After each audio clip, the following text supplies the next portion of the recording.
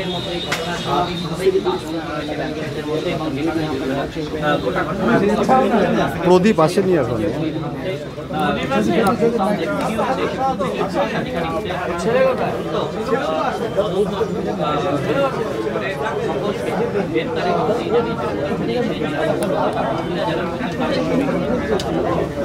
ওই সিকিউরিটিটাকে মেরেছে দাদা, একটু প্রাথমিক প্রতিক্রিয়া মানে দুপুরে এই ঘটনা দুজনকে অ্যারেস্ট করেছে এবং পুলিশ কমিশনারের সাথে আমার কথা হয়েছে যে প্রত্যেককেই ধরা হবে এবং ইমিডিয়েটলি দুজন অ্যারেস্টেড হয়েছে। কথা বলি তারপরে বুঝতে পারবো। প্রথমে এটিএম লুট, এবার সোনার দোকান লুট, কোথাও কি শহরের নিরাপত্তা একেবারে তলানিতে? না, একেবারে তলানির এই কথাটা ঠিক নয়।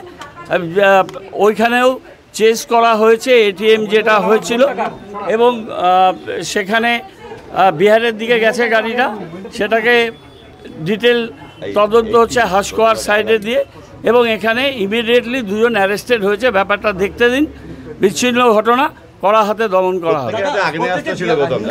আচ্ছা, আগ্নেয়াস্ত্র থাকতে পারে।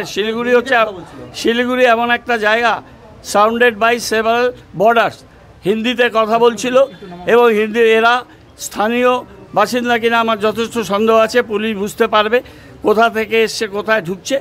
এই সীমান্তবর্তী জায়গাগুলো রাজ্যে কড়া নজরদারিতে থাকে, কিন্তু একা রাজ্যের পক্ষে সম্ভব নয়। ইন্টারস্টেট নজরদারি আরও বেশি বাড়াতে হবে।